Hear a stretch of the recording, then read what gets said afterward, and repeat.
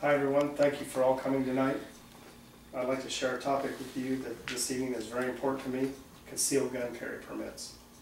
As I was researching this topic, I ran across a quote worth repeating by Philip Van Cleve, president of the Virginia City Defense League. When seconds count between lying or dying, the police are only minutes away. Minutes away? It only takes a second for an armed robber to overtake your car, your family, or your life. Isn't it time we make sure we can defend ourselves against such criminals? And isn't it time to be prepared for the seconds we do have? Let's face it, criminals love gun control. It makes their job easier. I'm going to talk to you tonight about the growing need to protect ourselves and our family. How carrying a concealed handgun should not only be legal in all states, but should be allowed at 18 years of age. I've been raised around guns my whole life. I learned safety and proper care at a very young age. I've maintained those standards throughout adulthood. I've hunted since I was a child, owned many of my own guns, used weapons while serving in the military. I have recently purchased a handgun for my legal age child, as he has just turned 21. I brought this gun tonight to give you the idea of how compact, how easy to use, and how it can be cared for. When we've concluded the class, we can pass it around, take a closer look, and answer any questions you may have about it. According to the U.S. Department of Justice in 2009, at current homicide rate, roughly 1 in every 240 Americans will be murdered. 42% of Americans will be the victim of a violent crime, such as assault, robbery, or rape. In the course of their lives, 83% of Americans will be a victim of an attempted, completed violent crime, while 52% of Americans will be the victim of an attempted or completed crime more than once. For too many individuals have become victims, the statistics are overwhelming. I will explain not only why the law should be changed from 21 to 18, but also why it should be acceptable and safe to carry a concealed weapon. Let me begin by reminding everyone the definition of an adult. An 18-year-old adult, and enlighten you as to why they should have the same rights to bear arms as a 21-year-old. It is important for every adult individual to have the opportunity to protect themselves and their families from harm. Maintaining a concealed weapon permit and carrying a weapon gives them both the security and protection they need. 18 is a magic birthday, a milestone into adulthood, accompanied by great privileges as well as serious legal implications. An 18-year-old is considered an adult. They can buy a car, buy and sell real estate, stock, inherit property, enter into binding contracts, and get sued. An 18-year-old will now go to jail for offenses he could have committed and gotten off with as a minor, such as shoplifting and drugs. An 18-year-old can vote, serve on jury duty, and is obligated to pay taxes. An 18-year-old, all driving restrictions are lifted. At 18, they must register for the selective service. They can join the military, fight for our country, carry weapons, and deploy to countries 1,000 miles away. An 18-year-old is deeded with all of these responsibilities, but is not able to obtain a concealed handgun permit.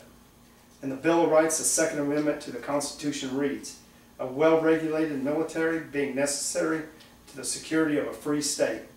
The right of the people to keep and bear arms shall not be infringed." We need to define two different things in the statement. First, militia. Militia was provided for in Section 10 of the United States Code. The Code is the list of all the laws that are written by the federal government. Section 10 U.S.C.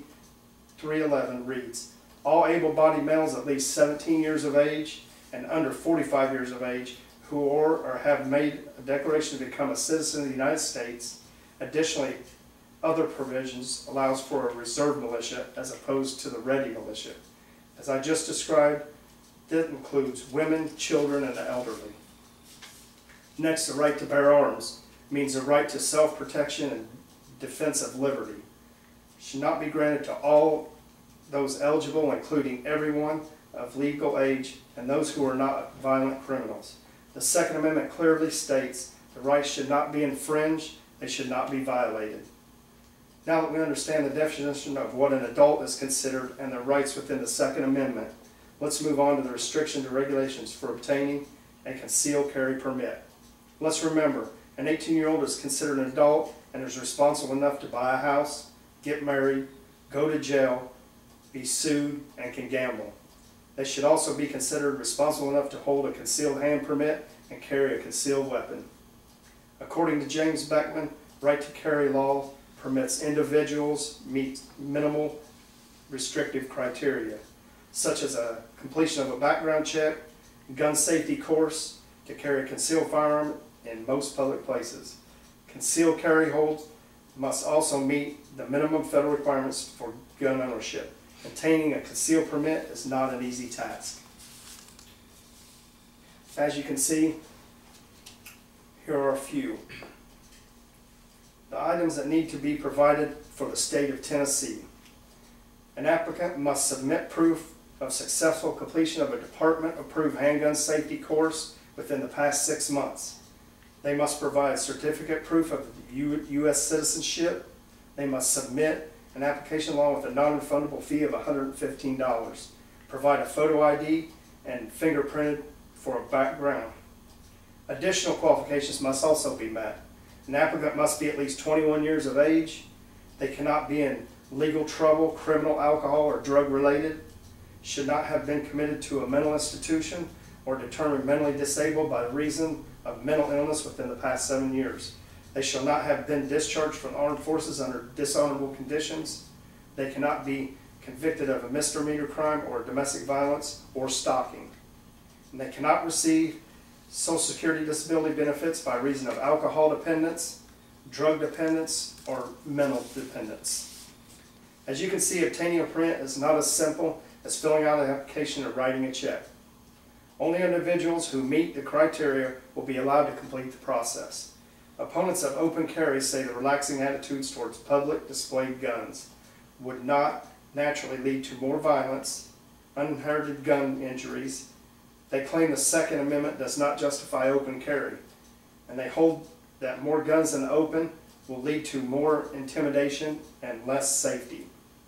Based on a survey data from 2000 study published in the Journal of Quantitative Criminology, U.S. civilians use guns to defend themselves and others from crimes at least 989,883 times per year. These are some of the victims. Earl Jones from Boone County, Kentucky, a 92-year-old war veteran, shot dead an intruder in his home. Says his only regret that he didn't shoot the accomplices.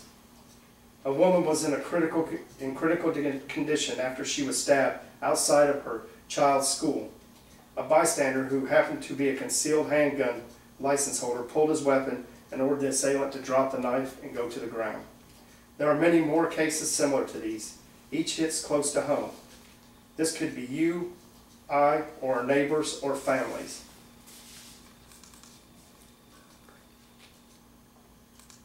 Here's some statistics, and I will show you right here is the firearm. The Center for Disease Control and Prevention in 2007, there were 613 fatal firearm accidents in the United States, constituting 0.5% of 123,706 fatal accidents that year. Each state has its own laws regarding right to carry and falls into one of three main categories. Shall issue, the state where concealed carry permits are issued to all qualified applicants. May issue, the states where applicants must often present a reason for carrying a firearm to an ensuing authority who then decides based on his or her discretion whether the applicant will receive a permit. The no issue state, where concealed carry is generally forbidden. 40 states are currently shall issue, while 9 states are may issue. The only state that still forbids concealed carry is the state of Illinois. Right to carry states allow individuals to carry firearms for protection against crimes. In these states, the violent crime rate is 24% lower than the rest of the United States. The murder rate is 28% lower, and the robbery rate is 50% lower. Again, with the growing need to protect oneself and family, carrying a concealed handgun should not only be legal in all states, but it should be allowed to be carried at 18 years. Every adult individual the opportunity to protect themselves and their families from harm. You've heard the magic number of 18 constitutes adulthood. How the Bill of Rights clearly allows us to right to bear arms, as well as the procedures and required information needed to obtain a concealed carry permit. When obtained properly, it can be a peace of mind for oneself and family. Now, I'm urging you to take action. Continue to support the concealed carry laws. Was disarmament of the European Jews started in 1938 done for their benefit?